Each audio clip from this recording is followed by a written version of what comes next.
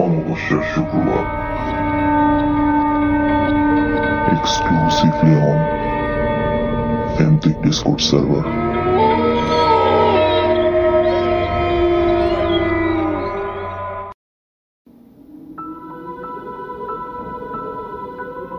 রাত 11:50। অমাবস্যার শুক্রবারে স্বাগত জানাই। আমি তাওসিফ ফারহান। আমার সাথে রয়েছে সিয়াম আফতাব, আথারিন হোসেন, সাউন্ডের উৎস এবং আজকের অতিথিরা। শো শুরু করবার আগে কিছু নিয়মকানুন আপনাদের জানিয়ে রাখি। ভয়েস চ্যানেলে আসার আগে অবশ্যই নিজেদের মাইক্রোফোন মিউটে রাখবেন আর রুবি বোটের সাউন্ড কিছুটা কমিয়ে রাখবেন যাতে শো শুনতে আপনাদের কোনো অসুবিধা না হয়। বটের সাউন্ড কমাতে ভয়েস চ্যানেলে বটে ক্লিক করে সাউন্ড বারের অপশনটি মন মতো অ্যাডজাস্ট করে নেবেন। আর নো মাইক চ্যাট নামক টেক্সট চ্যানেলটি আপনাদের মতামতের জন্য খোলা রয়েছে। শো নিয়ে, স্টোরি নিয়ে আপনাদের যে কোনো মন্তব্য লিখে ফেলতে পারেন সেখানে। মেসেজে অবশ্যই শোয়ের হোস্টদের মেনশন করে লিখে ফেলুন আপনাদের মেসেজ এবং আমরা সেটি পড়ে শোনানোর চেষ্টা করব। আর আমাদেরকে ঘটনা পাঠাতে চাইলে লিখে ফেলুন আমাদের মেল অ্যাড্রেসে। আমাদের ইমেল অ্যাড্রেসটি হচ্ছে studiosnews615@gmail.com, which is STUDIOS studiosnewmoon615@gmail.com। ইমেলের শুরুতে আপনার নাম, ঠিকানা দিয়ে লিখে ফেলুন আপনার ঘটনা আর অবশ্যই জানিয়ে দিবেন আপনি কি নিজে এসে ঘটনা বলতে চান অথবা চান আপনার ঘটনা আমরা পড়ে শুনে। এছাড়াও আপনারা চাইলে আমাদেরকে আপনাদের ঘটনা ভয়েস রেকর্ডিং এর মাধ্যমে পাঠাতে পারেন,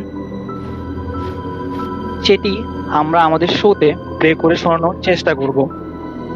এছাড়া আমাদের শো এর খবর সবার আগে জানতে বা ঘটনা শেয়ার করার অন্যান্য পদ্ধতি সম্পর্কে জানতে জয়েন করতে পারেন আমাদের ডিসকর্ড সার্ভারে। সার্ভার লিঙ্কটি সেলফ প্রমোশন নামক টেক্সট চ্যানেলে দেওয়া রয়েছে। নিয়ম কানুন শেষ, এখন চলে যাব আজকের প্রথম ঘটনায়। আমি এখন সরাসরি চলে যাব উৎসর কাছে। উৎস, যদি ঘটনাটা কন্টিনিউ করতে।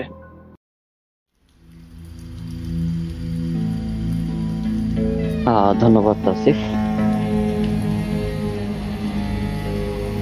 পরিতোষ বাবুর বাড়িটা একটু নির্জনে, শহরতলির একদম ভিন্ন প্রান্তে। আশেপাশে তেমন কোনো বাড়ি নেই, আছে শুধু গাছগাছালি ঘেরা এক মুঠো সবুজের ছোঁয়া। বাড়ির একপাশে বিরাট মাঠ, অন্যদিকে বিরাট বিল। মাঠের দুদিকে দুটো গোলপোস্ট। দেখলে মনে হয় সকালে বা বিকেলে এখানে পাড়ার ছেলেরা হয়তো ফুটবল খেলতে আসে। তবে এখন কেউ নেই। ছেলেরা সন্ধ্যাবেলায় ফিরে গিয়েছে যার যার ঘরে। এখন শুধু শূন্য দুটো গোলপোস্ট আবছা। গোধূলির ছায়ামাখা অন্ধকারে ছায়া ছায়া হয়ে দাঁড়িয়ে রয়েছে। ছায়াময় হয়ে আছে বিশাল ঝিলটাও। তার বুকে এখন আবছা আবছা কুয়াশা ভেসে বেড়াচ্ছে। পরিতোষ বাবুর বাড়ির সামনে বাইকটা পার্ক করলেন নির্মল বাবু। বিশাল লোহার গেট। গেটটি খুলে মরাম বিছানো পথ দিয়ে বাড়ির দিকে এগিয়ে গেলেন তিনি। আরো আগে আসা উচিত ছিল। বিগত 7 দিন ধরে পরিতোষ বাবু অফিসে আসছেন না। মোবাইলে ফোন করলে সুইচড অফ শোনা যাচ্ছে। ল্যান্ড ফোন ক্রমাগত বেজেই চলেছে, কেউ ধরছে না। প্রথম প্রথম খুব একটা পাত্তা দেননি। ভেবেছিলেন হয়তো পরিতোষ বাবু কোথাও বেড়াতে গিয়েছেন। ভদ্রলোক তো আর সংসারী নন, অকৃতদার ঝাড়াঝাপটা একজন মানুষ। হয়তো কি খেয়াল রয়েছে, ব্যাগ ট্যাগ নিয়ে বেরিয়ে পড়েছেন ভ্রমণের উদ্দেশ্যে। কিন্তু একটানা যখন 7 দিনও তার সঙ্গে যোগাযোগ করা গেল না, তখনই নির্মল বাবুর মনে ভয় কাজ শুরু করলো। পরিতোষ বাবু তো এতটা দায়িত্ব জ্ঞানহীন নন। অফিসের কাজ ফেলে কাজ পাগল মানুষটি এতদিনের জন্য এমন নিরুদ্দেশের পথে ধা হয়ে গেলেন। এমনকি তার অফিস অফিস কলিগ প্রাণের সঙ্গী নির্মল বাবুকেও কিছু বললেন না। না, সম্ভব নয়। নিশ্চয়ই কিছু ঘটেছে। ভদ্রলোক অসুস্থ হয়ে পড়েননি তো? অসুস্থ হলে তো দেখারও কেউ নেই। অথবা কোনো বিপদেও পড়লো না তো? অনেক কিছু ভাবতে ভাবতেই ধীর পায়ে এসে দাঁড়ালেন দরজার সামনে। না, দরজায় তালা নেই। দরজাও ভেতর থেকে বন্ধ। অর্থাৎ পরিতোষবাবু বাড়িতেই আছে। অথচ বাইরে থেকে বোঝার উপায় নেই। গোটা বাড়ি অন্ধকার।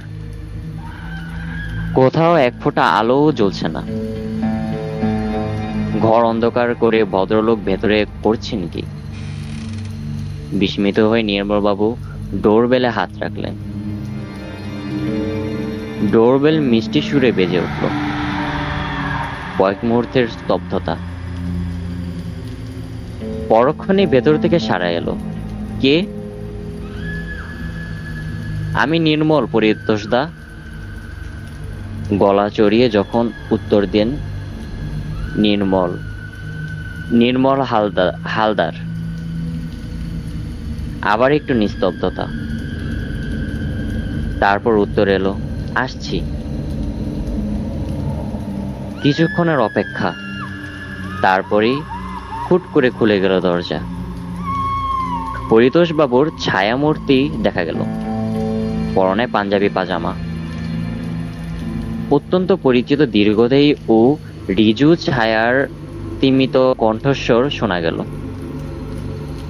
এসো, ভেতরে এসো। ভেতরে পা রাখতেই কেমন যেন একটা ধাক্কা লাগলো নির্মলবাবুর। সারা ঘর অন্ধকার। লোডশেডিং নাকি? কিন্তু তা হলেও তো মানুষ একটা আলো, নিদেন পক্ষে একটা মোমবাতিও জ্বালিয়ে রাখে। অন্ধকারটা চোখে সইয়ে নিয়ে দেখার চেষ্টা করলেন তিনি। আবছা আবছা সোফার অবয়ব চোখে পড়ল। তার সামনে টেবিলটার অস্তিত্বও টের পেলেন।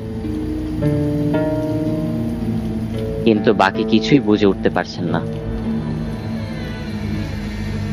এত অন্ধকার কেন পরিতোষদা?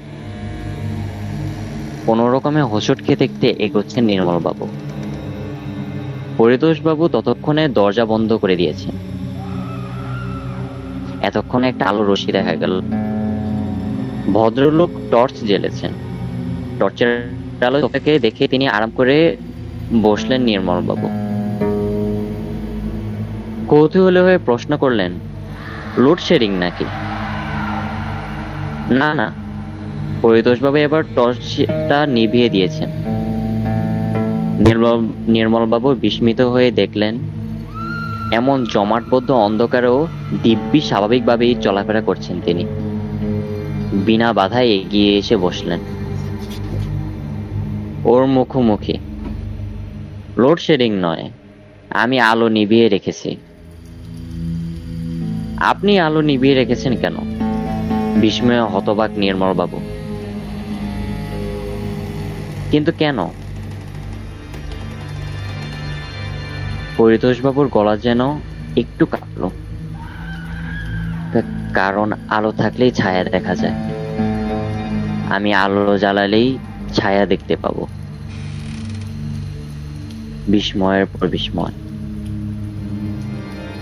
ছায়ার ভয়ে পরিতোষবাবু আলো নিভিয়ে রেখেছে। এ কি জাতীয় অদ্ভুত কথা, নাকি রসিকতা? তুমি জানো না নির্মল? পরিতোষবাবুর গলায় ত্রাস স্পষ্ট। আলো জ্বালালে ওরা আমায় চতুর্দিক দিয়ে ঘিরে ধরে। একবার নয়, বারবার আসে। আমার চোখের সামনে হেঁটে চলে বেড়ায়। কারা? ছায়ারা। কি বলছেন পরিতোষদা? নির্মলবাবু বললেন।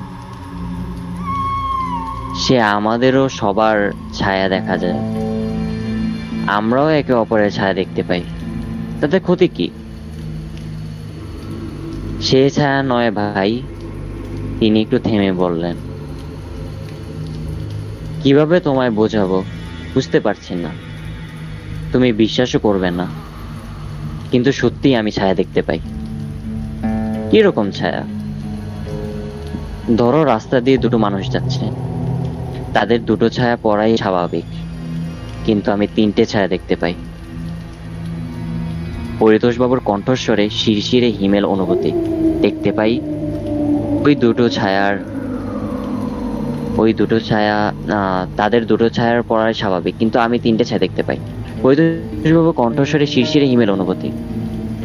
দেখতে পাই ওই দুটো ছায়ার পিছন পিছন আরো একটা ছায়াও ওদের পিছু করেছে, কিন্তু ধারে কাছে কোনো মানুষ নেই।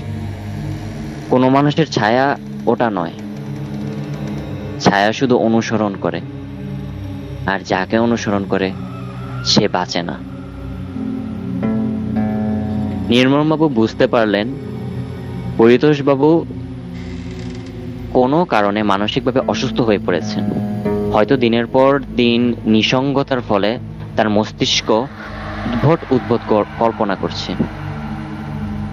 তিনি পরিতোষবাবুকে বাধা দিলেন না।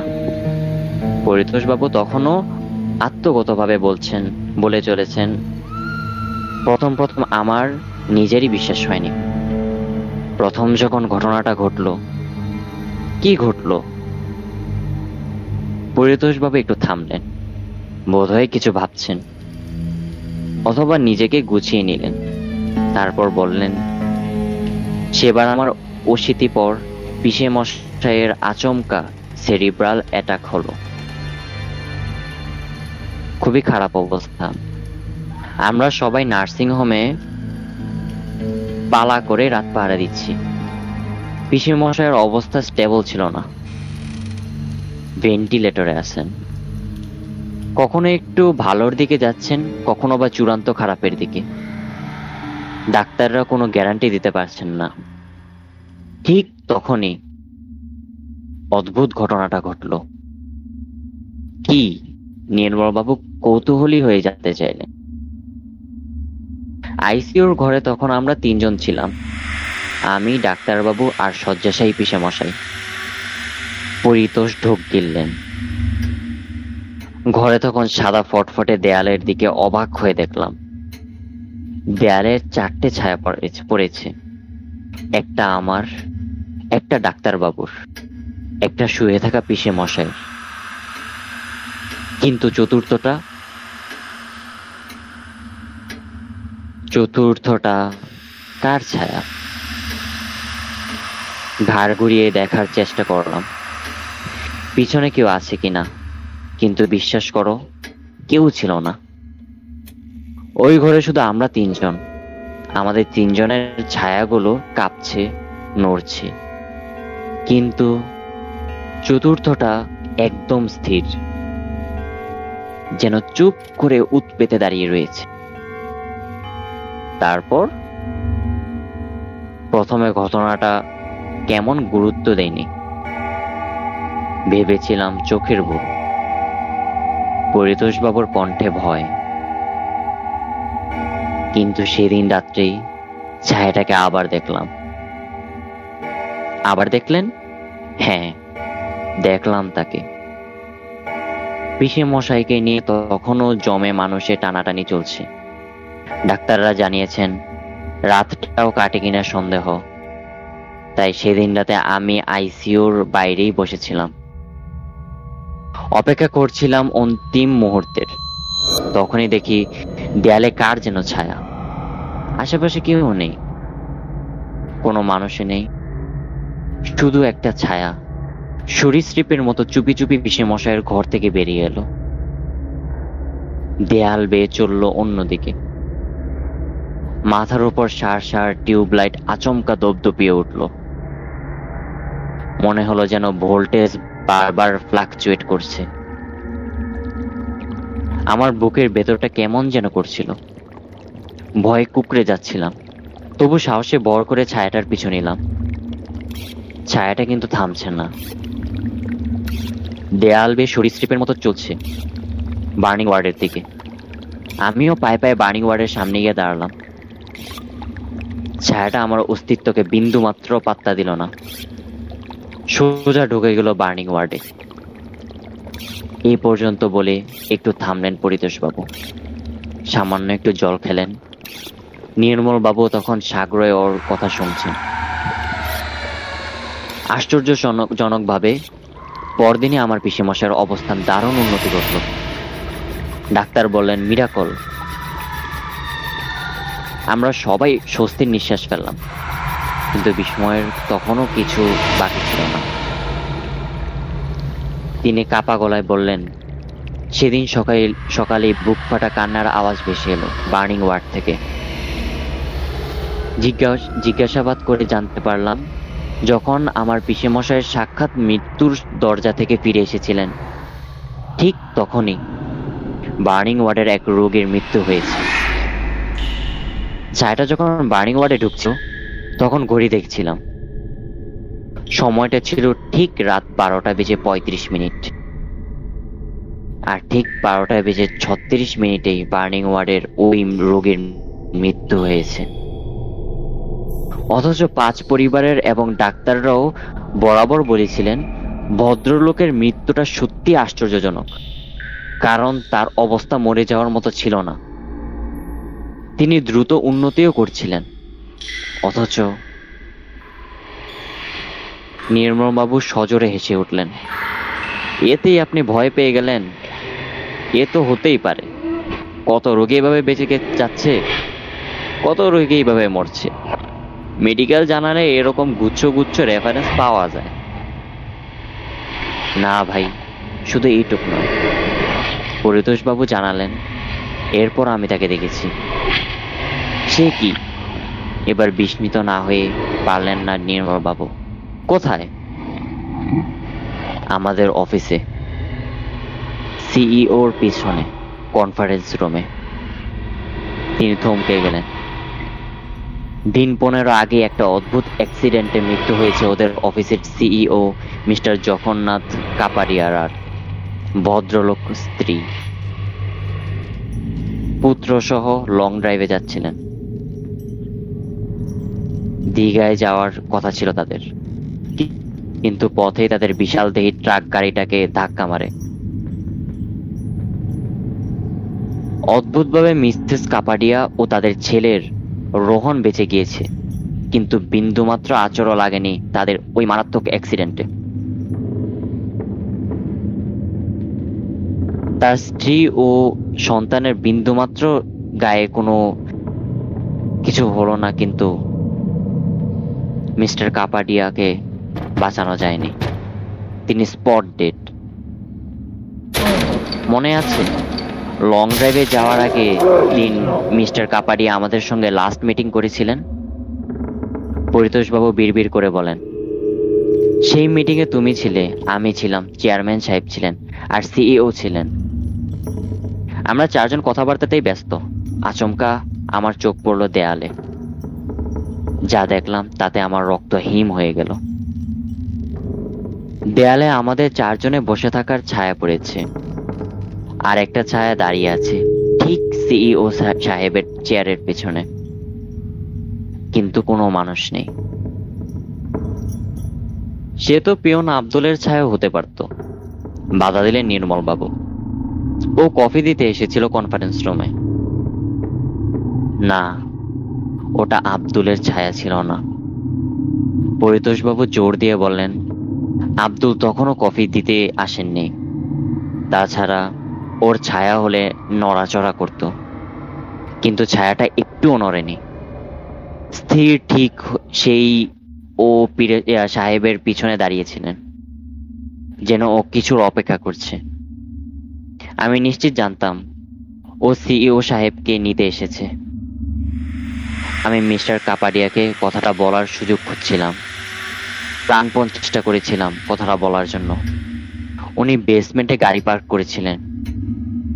ছুটির পর দৌড়ে গিয়েছিলাম সেদিকে, কিন্তু ততক্ষণে মিস্টার কাপাডিয়া গাড়ি স্টার্ট করে দিয়েছেন। আমি অসহায়ের মতো দেখলাম ওর গাড়িটা গেট দিয়ে বেরিয়ে যাচ্ছে। উনি ড্রাইভ করছেন আর পিছনের সিটে বসে আছে সেই কালান্তক ছায়া। আমি কিছু বলার সুযোগই পেলাম না, কিছু করতে পারলাম না। সব শেষ হয়ে গেল আমার চোখের সামনে। আমি জানতাম সবকিছু, কিন্তু কিছুই করার আগেই সব শেষ। তারপর ছায়াটাকে দেখেছিলেন? নীলমণিবাবু প্রশ্ন করলেন। হ্যাঁ। কিছুক্ষণ চুপ করে থেকে বললেন পরিতোষবাবু, ফের দেখেছিলাম। কোথায়? তিনি অনেকক্ষণ চুপ করে থাকলেন। ওর এই নীরবতা অসহ্য লাগছিল নীলমণিবাবুর। অদ্ভুত সেই নীরবতার মধ্যে যেন হৃদস্পন্দনের আওয়াজও শোনা যায়। শোনা যায় ঘড়ির টিকটিক শব্দ। একরকম অসভ্যের মতোই সেই নীরবতা ভেঙে জোরাল গলায় প্রশ্ন করলেন তিনি, কোথায় দেখেছেন? ওর এই তীব্র প্রশ্ন যেন ধ্বনিতে প্রতিধ্বনিত হতে হতে ফিরল, কোথায় কোথায়? পরিতোষবাবু চুপ করে থাকলেন, যেন প্রতিধ্বনিটাকে মিলিয়ে যেতে দিলেন। তারপর আস্তে আস্তে বললেন, তোমার বাইকের পিছনে। কি? নির্মলবাবুর কণ্ঠে বিস্ময়। আমার বাইকের পিছনে? কবে? শেষ যেদিন অফিসে গিয়েছিলাম সেদিন। পরিতোষবাবু বললেন, সরি ভাই, তোমাকে আমার বলা উচিত ছিল। সেদিন যখন তুমি হাফ লিভ নিয়ে চলে যাচ্ছিলে, সেদিন তোমার বাইকের পেছনে বসেছিল সে। তুমি আমার হাত নাড়িয়ে বিদায় জানাচ্ছিলে, আর আমি দেখছিলাম তোমার বাইকের পিছনে বসে চলে যাচ্ছে সেই সর্বনেশে ছায়া। আমি শুধু দেখলাম, আমার কিছু করার ছিল না। সরি ভাই। কি বলছেন যাতা? ক্রুদ্ধ স্বরে বলে উঠলেন নির্মলবাবু। এখন আপনি এসব গাল গল্প বলে আমায় ভয় দেখাচ্ছেন? ভয়ের জগতে যে তুমি আর নেই নির্মল। পরিতোষবাবু বিশ্বগ্ন স্বরে বললেন, এখন তুমি সব ভয়ের ঊর্ধ্বে। আমি বিন্দুমাত্র বিশ্বাস করি না আপনার কথা। তিনি প্রায় চেঁচিয়ে ওঠেন, আপনার মাথা খারাপ হয়ে গিয়েছে? আমি এখানে জলজন্ত বসে আছি, আর আপনি কি না? আচমকা হাতের টর্চটা জেলে নির্মলবাবু ছায়ামূর্তির উপরে ফেললেন পরিতোষবাবু। হ্যাঁ, তার ধারণা সম্পূর্ণ সঠিক। দেয়ালে স্পষ্ট দুটো ছায়া দেখা যাচ্ছে। মুখোমুখি সোফায় বসে আছে তারা, অথচ তার সামনের সোফায় কেউ নেই। শুধু দেয়ালে পড়ে আছে নির্মলের ছায়া, অথচ মানুষটা নেই। কি দেখছেন? শূন্য থেকে নির্মলের গলার আওয়াজ ভেসে এলো। দেয়ালের ছায়াটা অশান্তভাবে নড়ে উঠেছে। কি দেখছেন অমন করে? বুক ভাঙা দীর্ঘশ্বাস ফেললেন পরিতোষবাবু। নির্মলকে বোঝানো যাবে না, শত বললেও তিনি বিশ্বাস করবেন না। তাই একটু চুপ করে থেকে বললেন তিনি, কিছু না, ছায়া। ধন্যবাদ সবাই।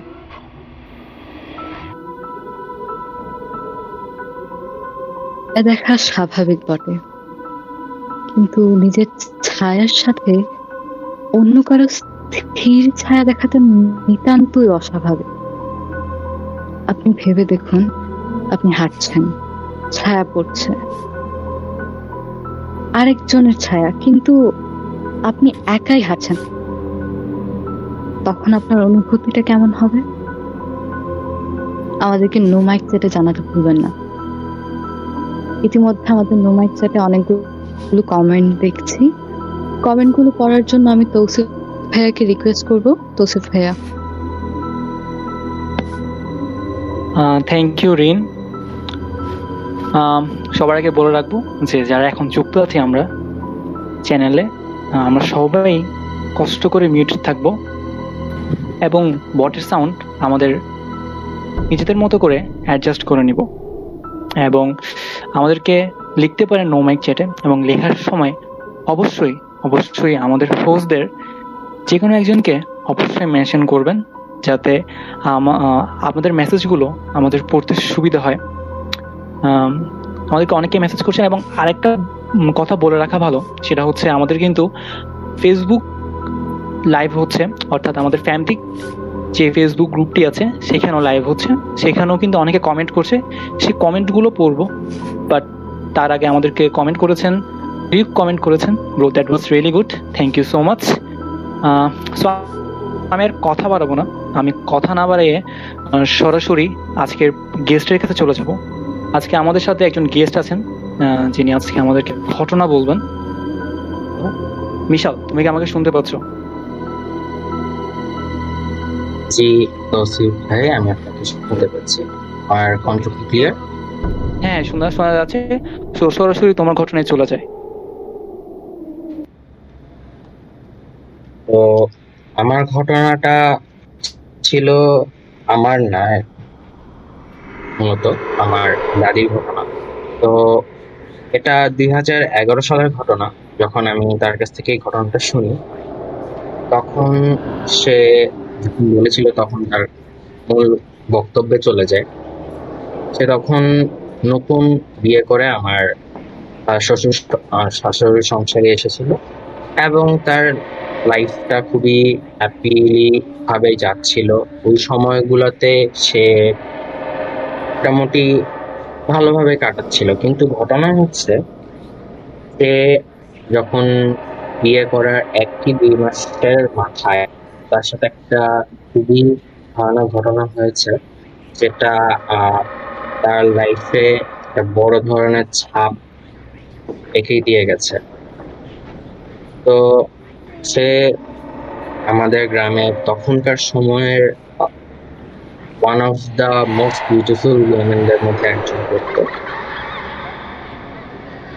সে আমাদের এক পুকুর ঘাট ছিল, সেই পুকুর ঘাটে সবাই উজু গোসল সবই করতো। তো ওই পুকুর ঘাটের কিছুটা দূরেই একটা ধান ক্ষেত ছিল, বড় ধান ক্ষেত। তো একদিনের ঘটনা, সবাই মাগরিবের নামাজ পড়বে, মাগরিবের নামাজের সময় সবাই উজু করতে গিয়েছে। তা আমাদের অনেক বড় ফ্যামিলি, গ্রামের ফ্যামিলি যেহেতু, সেই গ্রামের ফ্যামিলিতে অনেক বড় ফ্যামিলি হওয়ার কারণে সবাই একসাথে ঘাটে রান্না টান্না করা, কাপড় কাচা সবই করতো। তো উঁচুর সময় তারা একসাথে সন্ধ্যাবেলায় যেত, বিশেষ করে যারা মহিলারা ছিল। সেই গ্রামের ফ্যামিলিতে অনেক বড় ফ্যামিলি হওয়ার কারণে তো একটা সময় এরকম হয়েছিল যে সবাই গিয়েছে মাগরিবের সময় উজু করতে। তো আমার দাদি একটু পরে গিয়েছিল। তো সে অজু করে প্রায় শেষের পথে, অজু করার শেষের দিকে, তখন সে হঠাৎ দেখে সে কিছু দূরে যে ধান ক্ষেতটা ছিল, সেই ধান ক্ষেতের একদম শেষ মাথায় প্রায় 20 থেকে 25 ফুটের মতো একটা বড় ছায়া তার দিকে ধেয়ে আসতেছে। তো সে অজুটা খুব দ্রুত করেই সে ঘরের দিকে রওনা দিতে শুরু করে। তো এদিকে সেও সেই ছায়াটা তার দিকে খুব দ্রুত বেগে আসতেছে, আর এদিকে সেও খুব ভয় পেয়ে গিয়েছিল দেখে সেও দ্রুত বেগে আগাচ্ছে, কিন্তু তার পা কোনোভাবে চলতেছিল না ওই সময়তে। সে আয়াতুল কুরসি পড়া শুরু করে দিল। সে কোনোভাবে বুঝতে পারতেছিল না সে কেন এত স্লো চলতেছে। একটা পর্যায়ে সে দেখতেছে যে তার থেকে সেই ছায়াটার দূরত্ব প্রায় 5 কি 10 ফুটের মতো। তো সে খুবই ভয় পেয়ে যায় এবং সে জোরে জোরে আয়াতুল কুরসি পাঠ করে। তো একটা সময় যে সে একদম ঘরের চৌখাটে যে অজ্ঞান হয়ে পড়ে। সবাই তাকে ধরাধরি করে বিছনায় শোয়ায় দেয় এবং তাকে বিশ্রাম নিতে বলে। এর মাঝখানে তার পুরা জ্ঞান ছিল না, প্রায় অনেকদিন, প্রায় 1.5 দিনের মতো এরকম জ্ঞান ছিল না। তো শেষ পর্যন্ত তার জ্ঞান ফিরে এবং তাকে জিজ্ঞেস করা হয় তার সাথে কি হয়। যখন এই ঘটনাটা বলে, তখন তাদের মানে আমার তাদেরই বয়োজ্যেষ্ঠরা বলে যে সে যাকে দেখেছে সে হচ্ছে কাবেল। আমাদের গ্রামে এই কাবেল খুবই তখনকার সময় ছিল কাবেলে। তারা হচ্ছে এক প্রকার জিন ছিল, তারা হচ্ছে এরকম সুন্দর নারী বা এরকম যারা সুন্দর মহিলা আছে তাদের প্রতি আকৃষ্ট হলে তাদেরকে নিয়ে জিনের রাজ্যে বা জিনদের যে ইয়েটা আছে, জগৎটা আছে, সেই জগতে তাদেরকে নিয়ে বিয়ে করে। আমার দাদিকে সেই কাবেলের পছন্দ হয়। কাবেলের এটা একটা ওয়ান কাইন্ড অফ জাতি। তো তখন সে যখন এই কাজটা থাকে, আমার এই তখন রাতের ঘটনা, আমরা সব অনেকেই ঘুমায় পড়ি, বাট আমি জেগেছিলাম এবং আমার খুব ভয়ের কাহিনী শুনতে পছন্দ হয় দেখে সে বলতেছি ঘটনা। তো সে এরকম যখন বয়োজ্যেষ্ঠদের কাছ থেকে শুনে যে এরকম একটা ঘটনা, এরকম একটা বিষয় তার পিছনে লেগেছে, এরকম একটা জিন তার পেছনে লেগেছে, সে খুব ভয় পেয়ে যায় এবং সে বলে যে সে শ্বশুর বাড়ি, সে তার বাপের বাড়ি চলে যাবে শ্বশুর বাড়ি থেকে। কিন্তু দেখা যায় যে একদম নতুন এসেছে, একদমই তো প্রথম মাসে তাকে বাপের বাড়ি পাঠিয়ে দেওয়া যায় না। তো সে বলেছে আমরা মৌলানা এনে তোমাকে ঝাড়ফুঁক করিয়ে রাখবো, তুমি চিন্তা করো না। আমার দাদার বাবা যে সে একটা মৌলানা এনে সে যখন এরকম ইয়ে করে, তখন তাকে ওই সময়টাকে ওই আমার দাদির উপর জিনটা অনেকভাবে উৎপাত করে, অনেকভাবে, কোনোভাবেই তার ট্রিটমেন্ট করতে দেয় না। এদিকে আমার দাদি খুব পয়সগার মানুষ ছিল, ছোটবেলা থেকেই খুব আওয়াজ কালামি ছিল দেখে তার আশেপাশে জিনটা সবসময় ঘেঁষতে পারতো না। ইভেন এমনও হয়েছে তার হাঁটুটা সবসময় মাটি থেকে প্রায় হাফ হাত বা হাফ কেজি উপরে, এবং এটা নিয়ে সে একরকম যে সে যখন চলতো, জিনটা তার উপর ভোট করে যখন চলতো, তখন তার খুব উইয়ার্ড বিহেভিয়ার কাজ করতো। তো একটা সময় তার স্বপ্নে এরকম ওই জিনটা আসে, তো তাকে সে প্রস্তাবটা দেয়। তো সে বলছে যে আমি তো বিবাহিত, আমাকে তুমি কিভাবে কি করবা? তো বলছে আচ্ছা ঠিক আছে, তুমি হচ্ছে তাহলে আমার পক্ষ থেকে তোমার পক্ষ থেকে 3টা ডাব হচ্ছে আমাকে স্যাক্রিফাইস করবে। তো কাবেলদের জগতে স্যাক্রিফাইস বলতে এটা বুঝায়, বা কোনো ডাব স্যাক্রিফাইস বা ফল স্যাক্রিফাইস বলতে এটা বুঝায় যে তাদের সন্তান বা সন্ততিকে স্যাক্রিফাইস করা তাদের হয়ে। তো এই সময়টাতে সে যখন এই কথাটা বুঝতে না পারে, সে তার হাজব্যান্ডকে বলে, মানে আমার দাদাকে বলে, এবং সে ডাব 3টা কেটে এতিমদের খাওয়ায় এবং সে ভাবে যে এরকম মনে হয় কিছু করলে মেবি চলে যাবে, বাট জিনিসটা ঠিক উল্টোটা হয়। তো তখন তার পেটে 2টা বাচ্চা ছিল, পেটে একটা বাচ্চা ছিল সেটা মারা যায়, আর আরেকটা বাচ্চা যখন জন্ম নেয় সে যখন মানে হাঁটার বয়স ছিল, আমার খুবই ছোট চাচা, একদমই ছোট চাচা, সে হচ্ছে পুকুরে ডুবে মারা যায়। তো যেহেতু 3টা বলেছিল, তো কেউ একজনকে তো নেক্সট করা লাগবে। তো এই সময়টাতে যে কাহিনীটা ঘটে সেটা আমার সাথে ঘটে। যে ওই সময় যখন আমি কাহিনীটা শুনি, সেটা 2011 সালেরই ঘটনা, সেম ইয়ারে সেম ভাবে আমার সাথে ঘটে। তো তাদের একটা ইয়ে ছিল যে তার কোনো প্রিয় সন্তানের যদি কোনো কেউ থাকে, নাতি নাতনি বা প্রিয় নাতি নাতনি, তো তাকে সে স্যাক্রিফাইস করবে। তো আমি হচ্ছে আমার বাবার পরিবারের সবথেকে ছোট সন্তান বা ছোট নাতি যেটাকে বলে, তো ছোট নাতি। তো সেই হিসেবে আমাকে সে পছন্দ করতো, আমার দাদা দিদি দুজনে ভালোবাসতো আমাকে। তো আমার দাদা বা আমার দাদি যখনই আমি গ্রামে যেতাম খুব ভয়ে ভয়ে থাকতো যে এটা মানে কোনো কারণে আমার কোনো ক্ষতি না করে ফেলে। তো একদিন এরকম ওই সময়ের ঘটনা, 2011 সালের, তখন আমি হচ্ছে এরকম খুব ছোট, তো আমি পুকুরে গোসল করতে যাই। তো আমাদের পুকুর পাড়টায় যেখানে গোসল করা হয় তার একদম 3 সিঁড়ির নিচে আমি দাঁড়াই। তো আমি আমার মতো গোসল করছিলাম। তো আমি নর্মালি গোসল করতে করতে হঠাৎ করে দেখি পেছনে আমার পা কামচি মেরে ধরছে। আমি ফার্স্টে বুঝতে পারিনি, আমি ভাবছিলাম আমাদের পুকুরে অনেক পোনা টোনা ছাড়া হয়তো বা কোনো পোনা টোনা আমাকে ধরছে, বাট দেখা যায় যে ওটা কোনো পোনা ছিল না, ওই জিনেটারই হাত ছিল। সে হচ্ছে আমাকে হিচকা টেন মেরে একদম পুকুরের গভীর পর্যন্ত নিয়ে যেত। আমি এমন জোরে চিৎকার দিই যে পাশের একটা বাড়ি আছে, তো ওই বাড়ির মহিলা সে ওখান দিয়ে যাচ্ছিল, পারে রাস্তা দিয়ে যাচ্ছিল, তখন সে আমাকে দেখে। তখন দেখার পরে সে আমাকে দেখে যে একদম আমি গভীর তলানিতে চলে যাচ্ছি, তো তখন সে যায় আমাকে বাঁচায়।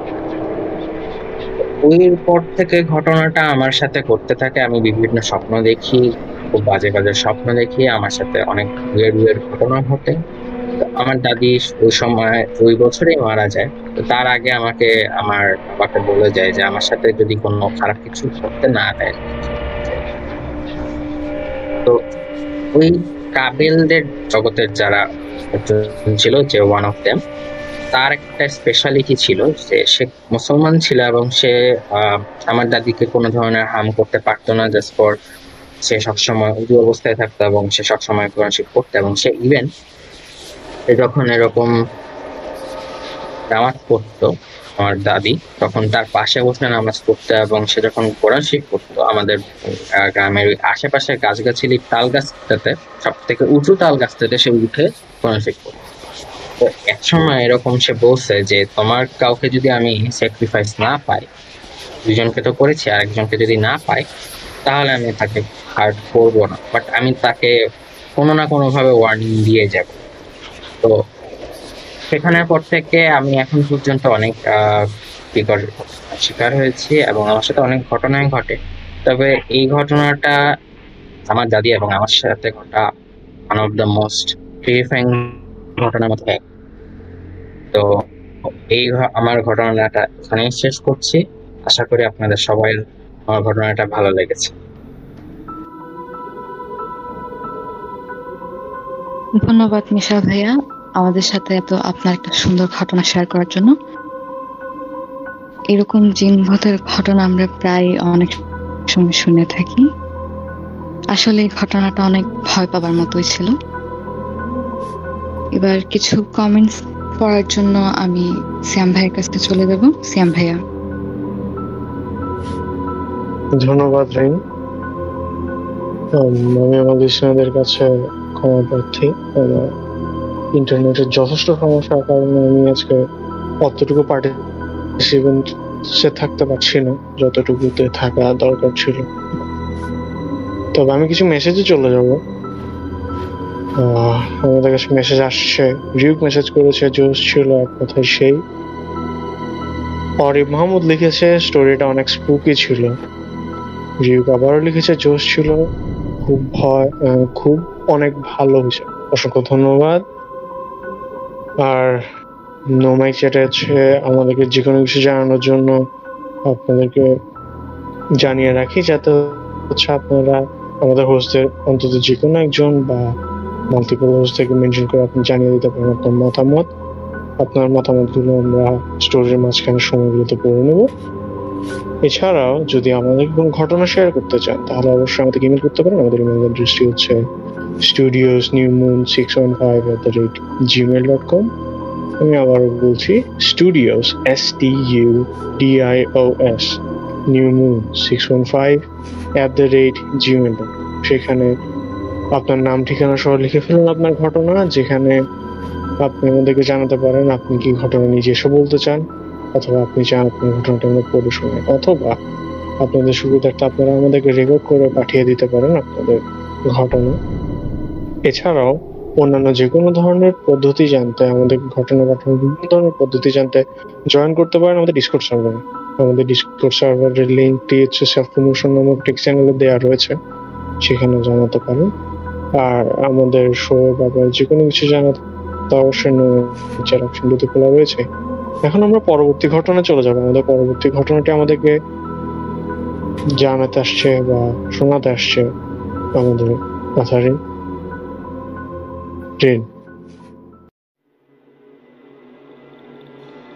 আমাদেরকে যিনি ঘটনাটি পাঠিয়েছেন আমি তার মতোই বলার চেষ্টা করব। চলে যায় ঘটনাটি। আমার ঘটনাটি খুব ছোট, কিন্তু সেদিনের পর থেকে তা আমার জীবনের কয়েকটা কার্যক্রম আমূল পাল্টে দেয়। আমি গ্রামের মেয়ে, ভালো কলেজে পড়ার জন্য গ্রাম ছেড়ে মফস্বলে চলে আসি। এখানে আমার এক খালার বাসায় থাকতাম। ছুটি পেলে কলেজের শেষে গ্রামের বাড়িতে চলে যেতাম। দিনটি মনে পড়ে এক বৃহস্পতিবার। আমি বাড়ির উদ্দেশ্যে রওনা হই। কলেজে ব্যবহারিক ক্লাসের কিছু কাজ থাকায় বের হতে একটু দেরি হয়ে যায়। ঠিক 5টার দিকে বাসে উঠে আমি। বাড়ি 1 ঘন্টার রাস্তা, অর্থাৎ সবকিছু ঠিকঠাক থাকলে আমি 6টার দিকেই গ্রামের রাস্তায় পৌঁছে যাব। বলে রাখা দরকার, তখন শীতকাল ছিল। যারা গ্রামে থাকেন তারা জানেন যে শীতকালে গ্রামে যাত্রাপালা নাটক বেশি হয়। আমি যখন বাস থেকে নামি তখন সন্ধে হয়ে গেছে। রাতের আলোতে দেখলাম গ্রামের বাজারে শহর থেকে একদল নাট্যকর্মী গেছে। সাংস্কৃতিক অনুষ্ঠানের প্রতি ছোটবেলা থেকেই আমার বেজায় ঝোঁক। অনুষ্ঠান দেখলাম প্রায় 2 ঘন্টা দাঁড়িয়ে। রাত তখন 8টা বাজে প্রায়। আর দেরি করলে মা চিন্তা করবে। এখানে বলে রাখা ভালো, তখনও আমার গ্রামে মোবাইল একটা জনপ্রিয় ছিল না, তাই চাইলেও আমি মাকে ফোন করে জানাতে পারছিলাম না। বাড়ির দিকে রওনা হই। বাজারের সব মানুষই তখন নাটক দেখতে ব্যস্ত। পথে চলতে চলতে লক্ষ্য করলাম প্রায় সব দোকানই বন্ধ করে দোকানিরা নাটক দেখতে গেছে। এমনকি হাঁটার পথে কারোর সাথে যাব এমন মানুষও দেখলাম না। মাথার উপর বিরাট থালা আকৃতির চাঁদ। ভগবানের নাম নিয়ে হাঁটা শুরু করলাম। আমাদের বাজার থেকে বাড়ি প্রায় মাইলখানেক। হেঁটে যেতে 20 মিনিটের মতো লাগে। আমি নিজের মনে গুনগুন করতে শুরু করলাম এবং হাঁটা ধরলাম। মিনিট 5 হাঁটছি, এমন সময় রাস্তার পাশে ঝোপ থেকে খসখস আওয়াজ পেলাম। প্রথমে ভাবলাম মনের ভুল। পাত্তা না দিয়ে হেঁটে এগুতে লাগলাম। মিনিট খানেক সব চুপ। এরপর আবার রাস্তার পাশে কেমন যেন খসখস শব্দ হলো। এবার খানিকটা ভয় পেলাম। রাতের বেলা গ্রামের পথে শেয়াল চলাচল করে। একা মানুষ পেলে নাকি মাঝে মাঝে আক্রমণ করে। শেয়াল তাড়ানোর জন্য গ্রামের মানুষ টর্চ লাইট, নিদেন পক্ষে আগুন নিয়ে ঘুরে। আমার কাছে তার কিছুই নেই। কি করা যায় ভাবছি। এই অবস্থায় যথাসম্ভব মাথা ঠান্ডা রাখ। সাহস হারানো মানে ক্ষতি হবার সম্ভাবনা। মনের সব জোর একত্রে করে ছেলেদের মতো বললাম, হুশ। একটা দুটো হলে হয়তো গলা শুনেই চলে যাবে। এই ভেবে এমন করা। ঝোপের পাশের আওয়াজ থেমে গেল একেবারে। হঠাৎ করে চারপাশে নেমে এলো শুনশান নীরবতা। আমার স্পষ্ট মনে আছে সেই ক্ষণটা। ঝোপের পাশ থেকে সাদা কাপড় পরা একটা মহিলার মতন কে যেন বের হয়ে এল। তার উচ্চতা সাধারণ মানুষের দ্বিগুণ হবে কমপক্ষে। প্রথমে ভাবলাম চোখে ভুল দেখছে, কিন্তু চেহারার দিকে তাকাতেই মনের ভুল হয়ে গেল। চাঁদের আলোর চারপাশ পরিষ্কার দেখা যাচ্ছে। সে আলোয় দেখলাম ভীভৎস এক মুখ। চোখের জায়গাটা গর্ত, কিন্তু কোনো মনি নেই। কপালের মাঝখানে বরাবর এক দগদগে ঘায়ের মতো। সেখান থেকে একটি চোখ জ্বলজ্বল করে তাকিয়ে আছে আমার দিকে। আরেক চোখ গর্ত মতন লাগছিল। কালচে রক্ত ঝরছে যেন। তৃষ্ণার্ত মানুষের মতো লাগছিল, যেন অনেক দিন পানি খুঁজে পায়নি সে। হাতগুলো শরীরের দিকে কেমন যেন বাঁকা হয়ে আছে, অনেকটা পোলিও রোগে আক্রান্ত। চিকন চিকন হাত। মুখ ঘুরে আমার চোখে আসলো সেই মহিলার পায়ে। দেখলাম পায়ের পাতা পিছন দিকে বাঁকা। আমার আর বুঝতে অসুবিধা হলো না যে আমি কিসের পাল্লায় পড়েছি। সেজন্য আমার মনের ভাব বুঝতে পেরেই আমার দিকে তাকিয়ে কুৎসিত একটা হাসি দিল। এরপর মাথাটা নিচের দিকে দিয়ে পায়ের উপর ভর করে শরীরটা কেমন যেন হেঁচড়ে হেঁচড়ে আসতে শুরু করলো আমার দিকে। আমার এদিকে ভয় দম বন্ধ হয়ে যাওয়ার দোষা।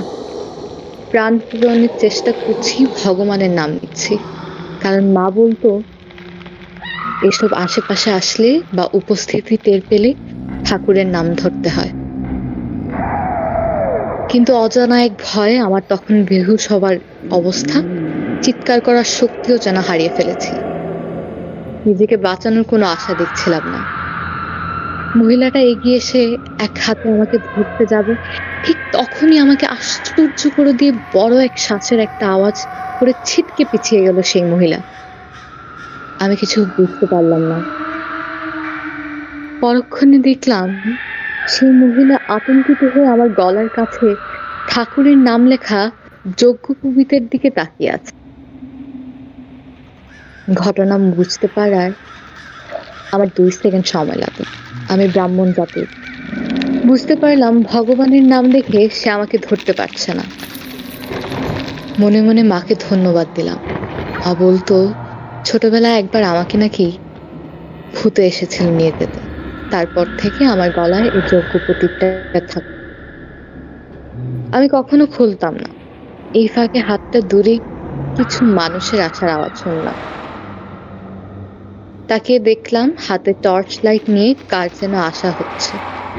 আমি লোকগুলোর দিকে দৃষ্টি দিয়ে তাকিয়ে থাকলাম আর মহিলার দিকে তাকালাম। আমার দিকে আগুন চোখে তাকিয়ে সেই মহিলাটি বলল, আজকে বেঁচে গেলি।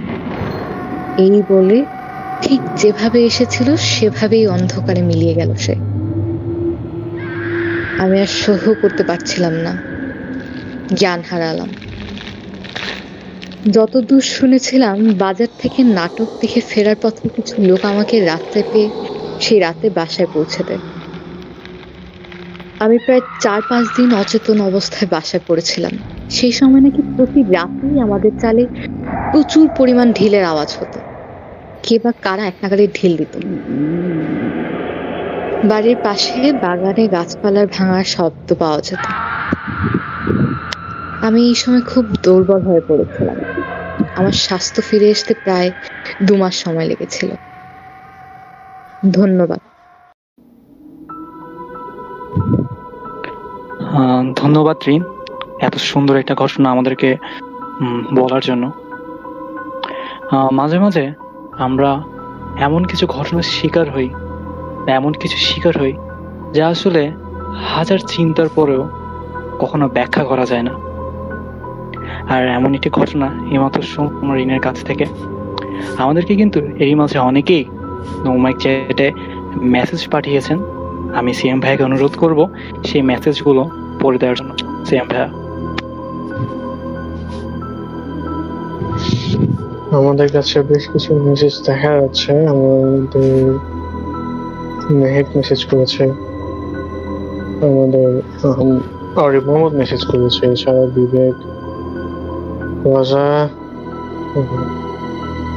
ম্যাচ পেরেট, এছাড়া আমাদেরকে ভালো মানুষ লিখেছে, অসাধারণ ছিল, রিভিউ লিখেছে অনেক ভালো।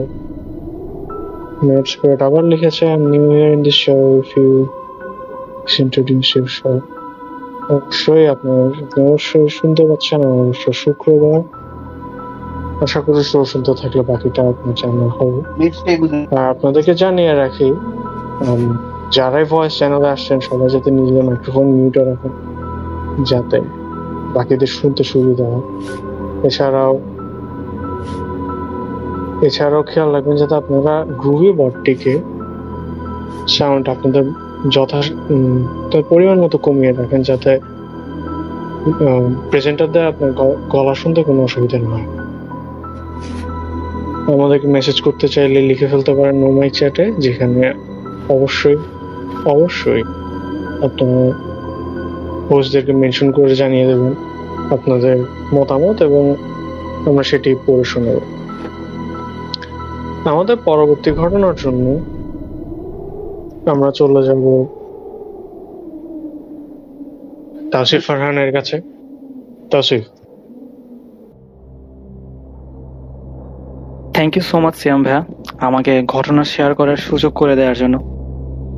এখন যে ঘটনাটি শেয়ার করতে যাচ্ছি, ঘটনাটি আমাদের ফ্ল্যাটের দারোয়ানের কাছ থেকে শোনা।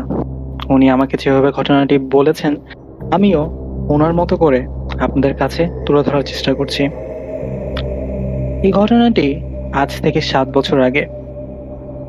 একদিন দুপুরবেলা রমিজ মিয়া আর তার বউ এবং 7 বছরের মেয়ে তাহেরাকে নিয়ে তারা ভাত খাচ্ছিলেন।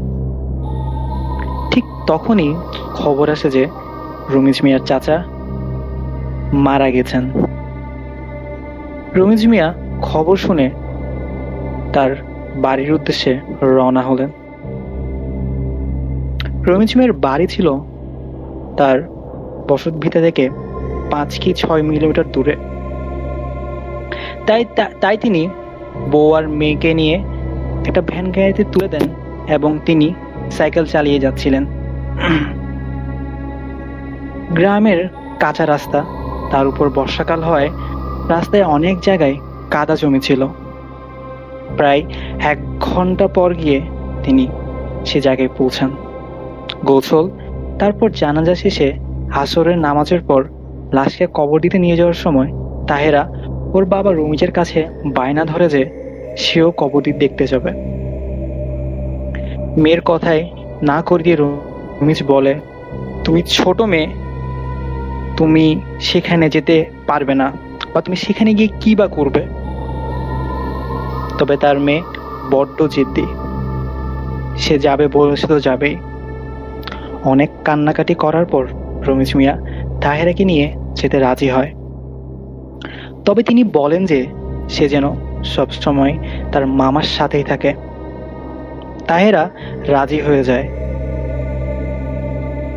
গ্রামের শেষ প্রান্তে চাষার জমির ভেতর গোরস্থান।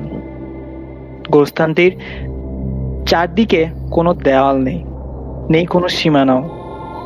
গোরস্থানে এসে রমিজ মিয়া তাহারাকে ওর মামার কাছে রেখে বলেন, এখানে চুপচাপ দাঁড়িয়ে থাকবা, তুমি কোথাও যাবা না। তারপর রমিজ মিয়া লাশটিকে মাটি দিতে কবরের কাছে চলে যান। কেমন করে লাশকে মাটি দেওয়া হয় তা দেখার জন্য ভীষণ কৌতূহলী হয়ে যায় তাহেরা। তাই মামাকে কিছু না বলে পাশ দিয়ে কবরের কাছে যখনই গুইতে যাবে, ঠিক তখনই একটা পুরানো কবর ভেঙে ভেতরে পড়ে যায় তাহেরা। তারপর সে চিৎকার শুরু করে দেয়। রমিজ মিয়া তাড়াতাড়ি মেয়েকে ভাঙা কবর থেকে তুলে বাসায় চলে নিয়ে যান। তারপর মেয়েকে আচ্ছা মতো বকা দেন যে সে কেন তার কথা শুনলো না। তাহেরার গায়ে যে কাদামাটি লেগেছিল তা ধুয়ে দেন তাহেরার মা। রাত প্রায় 8টা বাজে। খাওয়ার পর রমিজ মিয়া তার বউকে বললেন, আমি তাহলে এখন আমার বসত ভিটায় যাই, কারণ সেখানে গরু ছাগল আছে, আর তুমি আমার মেয়েকে নিয়ে এখানেই থাকো, কাল সকাল হলে চলে এসো। রমিজের বউ তাকে চলে যেতে বলেন। ঠিক তখনই তাহেরা ওর বাবার সাথে বাসে যাওয়ার বাদ সাজে। সবাই বলে, তুমি মায়ের সাথে থাকো, কাল সকাল হলে যেও। কিন্তু কে শুনে কার কথা? সে যাবে তো যাবেই। অবশেষে রমিজ মিয়া মেয়েকে সাইকেলের পিছনে নিয়ে রওনা হন। বৃষ্টির পানি জমে থাকায় রাস্তাটি কাদা ভরা। রমিজ মিয়া আস্তে আস্তে সাইকেল চালিয়ে যাচ্ছিলেন। প্রায় 1 কিলোমিটার আসার পর সামনেই বড় একটি মেহগনি গাছের বাগান, আর এর পাশ দিয়েই রাস্তা চলে গিয়েছে। মেহগনি গাছের বাগানের কাছে আসতেই হঠাৎ সাইকেলের চেন পড়ে যায়। রমিজ মিয়া সাইকেল থেকে নেমে চেনটি তোলার সময় লক্ষ্য করেন তার পাশ দিয়ে কালো একটি বিড়াল চলে গেল। রমিজ মিয়া বিষয়টা আমলে না নিয়ে আবার সাইকেল চালাতে লাগলেন। মেহগনি গাছের বাগানটার মাঝে আসতেই আবার সাইকেলের চেন পড়ে যায়। রমিজ মিয়া আবার সাইকেল থেকে নেমে চেন তোলার সময় লক্ষ্য করেন যে সে কালো বিড়ালটা আবারও তার পাশ দিয়ে চলে গেল। এবার একটু ঘাবড়ে যান রমিজ মিয়া। তার কাছে মনে হয় যে এটা স্বাভাবিক কিছু না। চেনটা ঠিক করে সাইকেলে উঠবে যখনই ঠিক করে তখনই লক্ষ্য করেন প্রচন্ড জোরে হাওয়া বইছে মেহগনি গাছের বাগানে, যেন সামনে আগাতে পারছেন না তিনি। মেয়েকে এক হাতে ধরে কোনোরকম সাইকেলটা ঠেলতে ঠেলতে বাগানের শেষ প্রান্তে আসতেই একটা মেহগনি গাছের ডালের উপর চোখ পড়ে তার। তিনি দেখেন সাদা কাফন পরা একটা মানুষের অবয়ব সেখানে বসে আছে, তবে অবয়বটির মাথা নেই। ভয়ে কলিজে শুকিয়ে আসলো তার। তিনি ভাবলেন মেয়ে যদি এটা দেখে সে প্রচন্ড রকম ভয় পাবে। তাই তিনি মেয়েকে সাইকেলের পেছন থেকে সামনে এনে কোলে শক্ত করে জড়িয়ে ধরে বলেন, মা, তুমি চোখ বন্ধ করে বসে থাকো, আমি না বলা পর্যন্ত চোখ খুলবে না। তারপর রমিজ মিয়া কোনো রকম সাইকেলটা ঠেলতে ঠেলতে রাস্তা দিয়ে দৌড়াতে থাকেন। মেহগনি বাগানটা পারতেই এখন খোলা মাঠের মধ্যে দিয়ে রাস্তা। রমিজ মিয়া সাইকেল দিয়ে মেয়েকে চাপড়ে ধরে দৌড়াচ্ছেন, ঠিক তখনই দেখতে পান সামনে পুরো রাস্তা জুড়ে সাদা কাফন পরা একটা লাশ শুয়ে আছে। এটা দেখে অনেক ভয় পেয়ে যান তিনি। তবে তাকে ভয় পেলে চলবে না, তাকে যেভাবে হোক বাসায় পৌঁছাতে হবে। রমিজ মিয়া আবারও তার মেয়েকে বলেন, মা, আমি না বলা পর্যন্ত কিন্তু তুমি চোখ খুলবে না। এরপর রমিজ মিয়া লক্ষ্য করেন লাশটার পাশ দিয়ে সামান্য একটু যাওয়া জায়গা আছে, যেদিক দিয়ে হয়তোবা তিনি সাইকেল চালিয়ে কোনো রকম চলে যেতে পারবেন। রমিজ মিয়া সাইকেলে উঠে সেই লাশটার পাশ দিয়ে দ্রুত গতিতে আগাচ্ছেন, কিন্তু লাশটি থেকে প্রচন্ড পচা গন্ধ পাচ্ছেন। মেয়েটাও তার গন্ধ পেয়ে বলে, বাবা, এটা কিসের গন্ধ? রমিজ মিয়া বলেন, ও কিছু না মা, তুমি চোখ পুষে থাকো। রমিজ মিয়া আর একটু সামনে যেতেই পেছন থেকে তার বউর গলায় ডাক শুনতে পান। ডাক শুনেই তার মেয়ে বলে, বাবা, মা তোমাকে ডাকছে, মাকেও আমাদের সাথে নিয়ে চলো না। রমিজ মিয়া আবারও তার মেয়েকে বলেন, নিয়ে যাচ্ছি, তবে তুমি কিন্তু চোখ খুলবে না আমি না বলা পর্যন্ত। এভাবে জোরে জোরে সাইকেল চালিয়ে রমিজ মিয়া তার গ্রামের রাস্তায় চলে আসেন। সেখান দিয়ে যেতে যেতে দেখেন পাশের বাঁশবাগানের ভেতরে সেই একই মাথা কাটা লাশটা হাতের ইশারায় তাকে ডাকছে। রমিজ মিয়া আরো জোরে সাইকেল চালাতে থাকেন এবং বাড়ির কিছুটা কাছে আসতে দেখেন একটা লোক দাঁড়িয়ে আছে।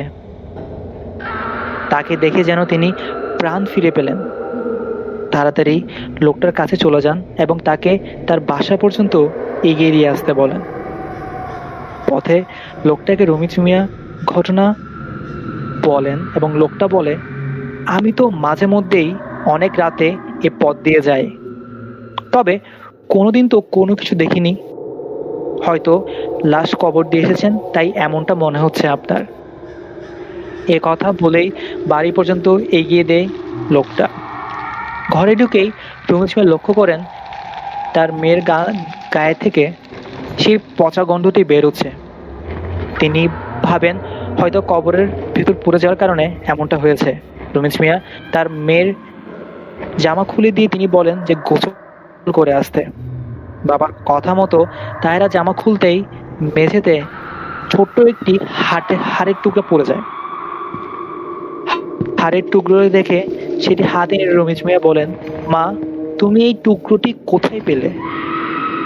তাহেরা বলে, সে যখন কবরের ভিতর পড়ে গিয়েছিল তখন তার গায়ের উপর যে লাশটি পড়েছিল সেখান থেকেই সেই জিনিসটি পেয়েছে এবং সিঁড়ি দিয়ে পড়ে খেলা করবে বলে পকেটে নিয়ে রেখেছিল। মেয়ের কথা শুনে রমিজ মিয়া প্রচন্ড রেগে যান এবং রেগে গিয়ে তার মেয়েকে প্রচন্ড রকমের বকাবকি করেন আর তাড়াতাড়ি পাশের বাড়ির হুজুরের কাছে চলে যান। হুজুর সব শুনে এক গ্লাস পানি পড়া দিয়ে রমিজ মিয়াকে বলেন, এটা একটা আঙ্গুলের হার, আর এই হারটি তোমার মেয়ের সাথে আনার কারণেই পথে তোমাদের সাথে এমনটি হয়েছে। আর তুমি যদি পথে সেই সময় তোমার মেয়েকে চোখ বন্ধ করে না রাখতে বলতে, তবে তোমার মেয়ে সিঁড়ি দেখে প্রচন্ড ভয় পেত এবং অনেক বড় ক্ষতি হয়ে যেতে পারত। সব শুনে রমিজ মিয়া সেই পড়া পানি নিয়ে বাড়িতে চলে আসেন। তবে ঠিক সেদিন রাতেই রমিজ মিয়া স্বপ্নে দেখেন যে তার চাচার কবরের পাশে দাঁড়িয়ে সেই গলাকাটা লাশটা তাকে বলছে, তোর অনেক সাহস, যে কারণে তোর মেয়েকে নিয়ে তুই বেঁচে ফিরতে পারলি, না হলে তোর মেয়েকে আর জ্যান্ত ফিরে পাওয়া যেত না। ধন্যবাদ সকলকে।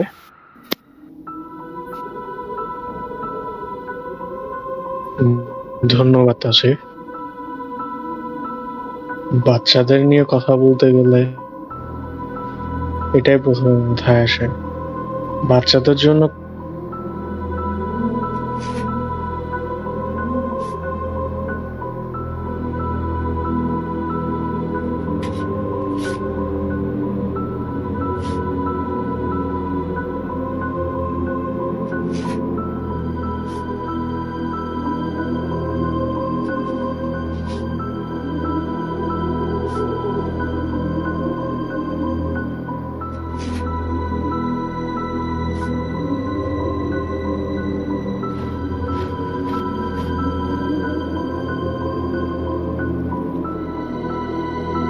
দুঃখিত আমার ইন্টারনেটের জন্য।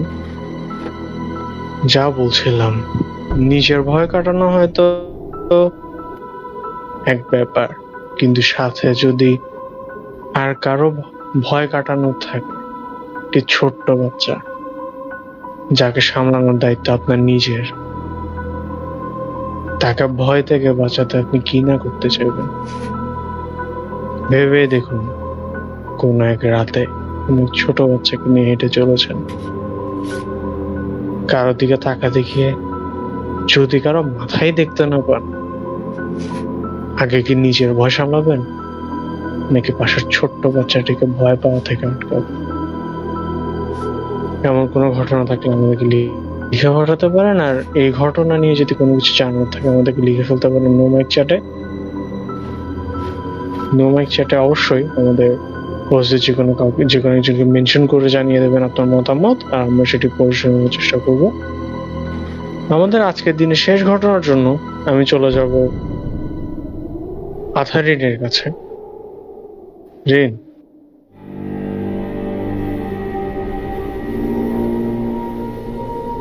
ঘটনাটি আমার এক আপুর কাছ থেকে শোনা ঘটনা।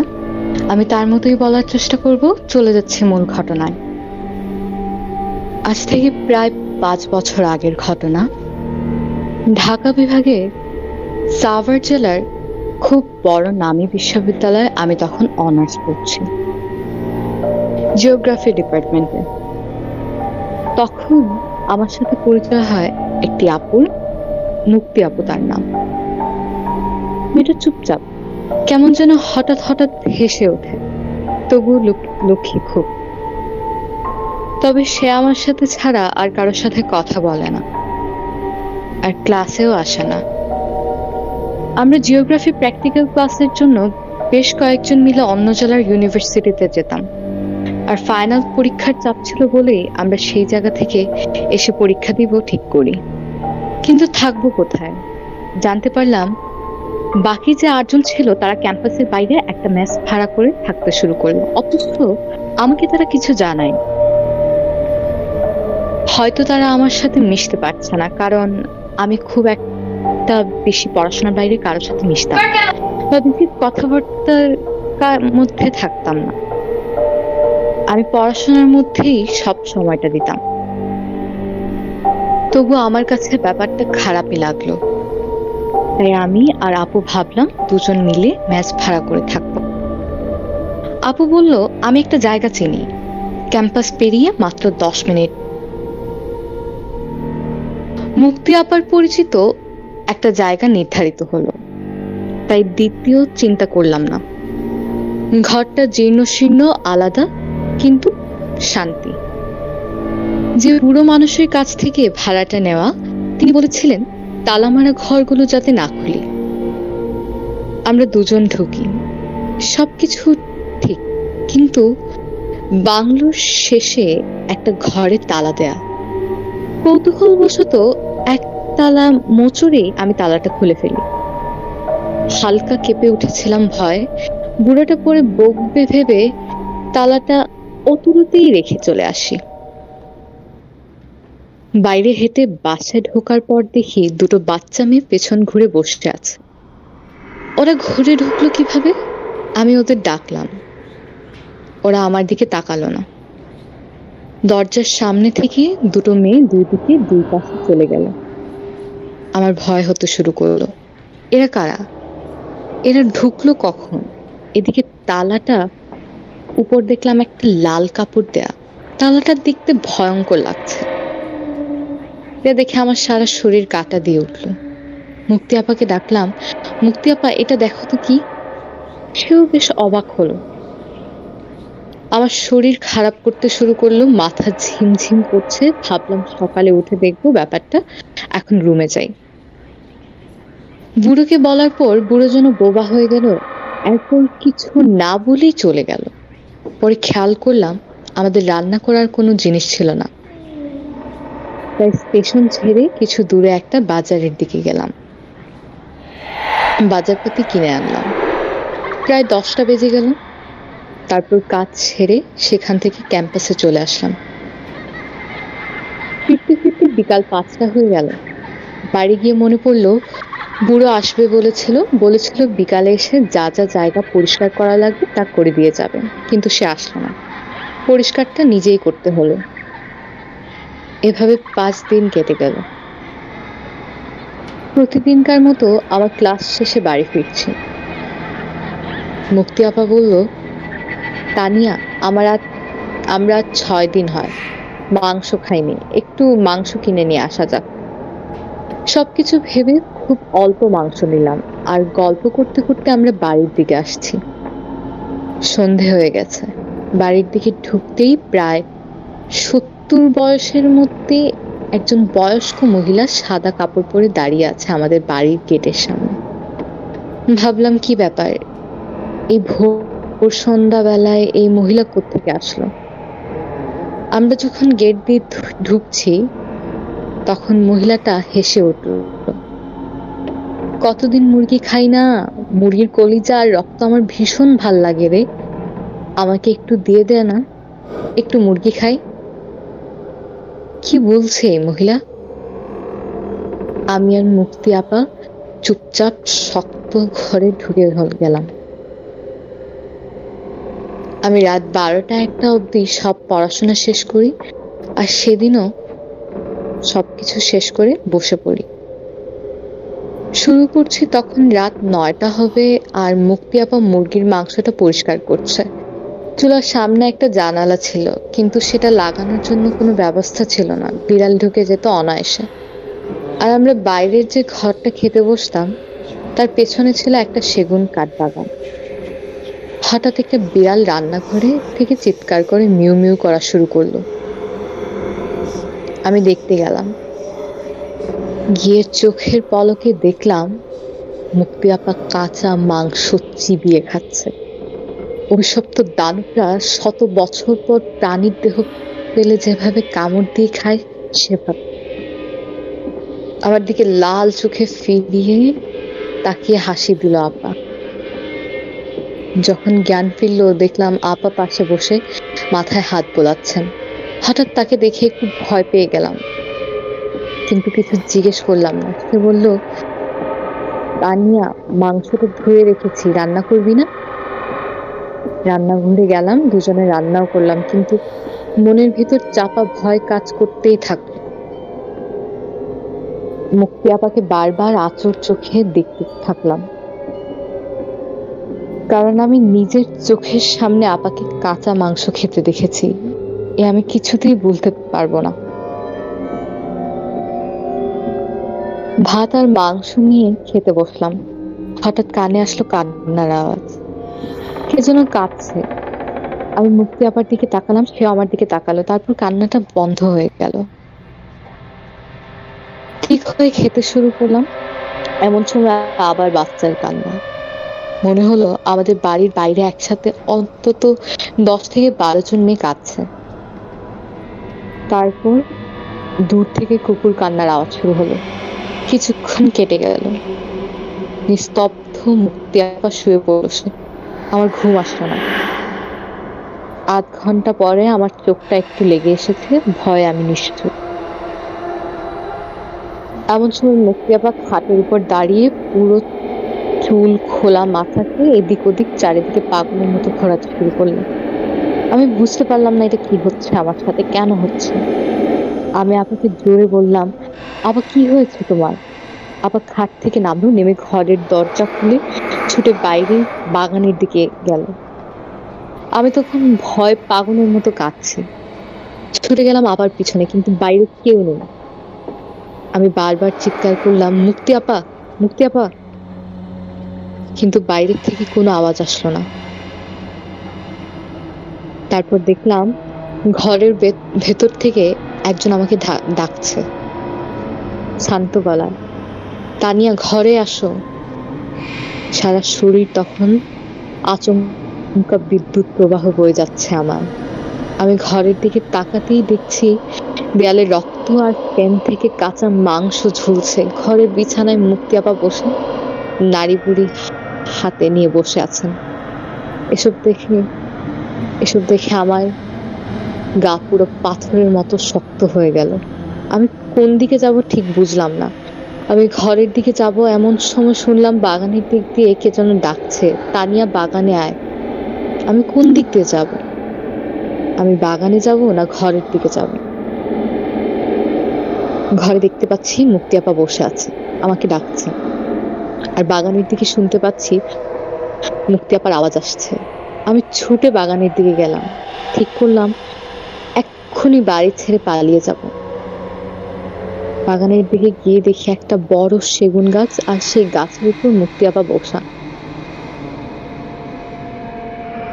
মুক্তি আপা আমাকে ডাকছে, আজ তোমাকে নিয়ে যাব তানিয়া। আমি ফের জ্ঞান হারালাম। তখন সকাল, আমার মাথার কাছে আমাদের ভার্সিটি স্কার। আমি উঠলাম, দেখলাম আমি বাকি বন্ধুদের মেসে শুয়ে আছি। সাথে সাথে উঠে মুক্তি আপাকে খুঁজতে লাগলাম। বাড়ির পাশে বাগান ছিল, সেগুলো আর একটাও নেই, পুরো ফাঁকা জায়গা। তারপর আমি চলে এলাম বুড়োর বাড়ির কাছে। আশ্চর্য, বাড়িটাও নেই, মুক্তি আপাকেও পাচ্ছি না। খবর নিয়ে দেখলাম 6 বছর আগে মুক্তি আপা এই ভার্সিটির স্টুডেন্ট ছিলেন। 2 যমজ মেয়েকে নিজের বাচ্চার মতন দেখাশোনা করতেন। সেই বাংলোতে থাকতো তার বাচ্চারা। বাচ্চাগুলো খেলতে একটা পুকুরে মারা যায়। শোক সামলে উঠতে না পেরে তিনি আত্মহত্যা করেন। আমি আজও জানি না গন্ডগোলটা কোথায় ছিল। মুক্তি আপা কি আসলেই ছিলেন? কে ছিল সে? সমস্যাটা কি ছিল আমার সাথে? নাকি ওই বুড়োর দেখানো বাড়িতে? আর বুড়োটাই বা কই? জানি না। তবে আর পর থেকে আমি আর সেই বাংলোর কাছাকাছিও যাইনি। ধন্যবাদ।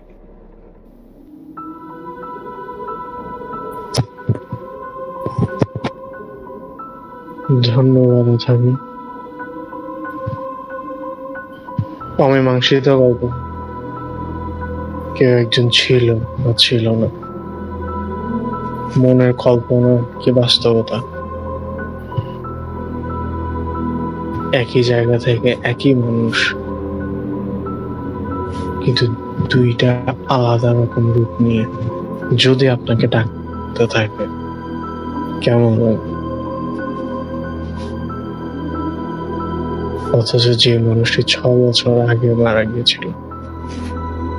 যদি মনে করতে থাকেন এই সব বিষয়, খেয়াল রাখতে হবে আপনার পাশের জন কি আসলেই সেখানে আছে, নাকি খুঁজে দেখলে দেখবেন সে সেখানে ছিল প্রায় আধা ঘন্টার মতো হয়। তাহলে আপনার পাশে সে সময় কি ছিল? এমন কিছু অদ্ভুত ঘটনা যদি আপনার জীবনে থেকে থাকে, আমাদেরকে জানাতে পারেন আমাদের মেল অ্যাড্রেসে, যেটি হচ্ছে studiosnewmoon615@gmail.com, which is STUDIOS newmoon615@gmail.com। সেখানে আপনার নাম, ঠিকানা এবং ঘটনা সহ লিখে ফেলুন। আপনার জীবনের সেরা স্টোরিটি। আর অবশ্যই সেখানে লিখে দেবেন আপনি কি চান এখানে এসে ঘটনা বলতে, নাকি আপনারা চান আমরা পড়ে শোনাই। এছাড়াও আপনি চাইলে আপনার ঘটনা রেকর্ড করে পাঠিয়ে দিতে পারেন, যেটি আমরা পড়ে শোনাবো। এছাড়াও যদি আপনি চান অন্যান্য কোনো উপায় আমাদেরকে ঘটনা পাঠাবেন, জয়েন করতে পারেন আমাদের ডিসকর্ড সার্ভারের লিঙ্ক প্রমোশনে দেওয়া রয়েছে। যাওয়ার আগে কিছু মেসেজ পড়ে নেব। আমাদেরকে লিখেছিলেন, বাবার এমনই হয়, শুধু বাবা না, নিজের অথবা অন্য কারো বাচ্চা হলো এমন সিচুয়েশনে আপনিও সাহসী হয়ে উঠবেন। এটি আগের ঘটনার জন্য হয়তো তিনি লিখেছিলেন। এছাড়া আমাদেরকে পালিশ কার্টুন লিখেছে, আমার বাসার পাশে হসপিটাল, একটু আগে দেখলাম লাশ নিয়ে যাচ্ছে, কেউ মারা গিয়েছে। কে জানে, হয়তো আগামী রাতে সাদা কাফনের কাপড় পরানো কেউ একজন আপনার জানালার রাতে টোকাও দিতে পারে। যদি এমন কিছু হয়ে থাকে আমাদেরকে জানাবেন, আমরা সেই ঘটনাটি আপনার পড়ে শোনার চেষ্টা করবো। জিও বাবার লিখেছে খুব উইয়ার্ড এন্ড ক্রিপি একটা স্টোরি। রাজা লিখেছে ভালো ছিল স্টোরিটা। এছাড়াও তিনি আরো লিখেছেন অনেক উইয়ার্ড বা ভয়ঙ্কর। আমাদেরকে AM36 লিখেছে খুব ভয়ঙ্কর একটা স্টোরি ছিল। অসংখ্য ধন্যবাদ। আর আমাদের সাথে এতক্ষণ থাকার জন্য লিসেনারদের সবাইকে অনেক ধন্যবাদ জানাই। আশা করি আমাদেরকে এভাবে সাপোর্ট করতে থাকবেন। আর এরই সাথে আরো অনেকগুলো ঘটনা নিয়ে আপনাদেরই পাঠানো সেসব ঘটনা নিয়ে আপনাদেরকে প্রেজেন্ট করতে চলে আসবো আগামী শুক্রবার ঠিক 11:50 আজ আমি সিয়াম আফতাব ছিলাম আপনাদের সাথে। আমার সাথে ছিল তাওসিফ ফারহান, আধারিন হোসেন এবং সাউন্ড উৎস। দেখা হচ্ছে আগামী শুক্রবারে। ততদিন পর্যন্ত সুস্থ থাকবেন, ভালো থাকবেন। This is Siam Aftab signing out.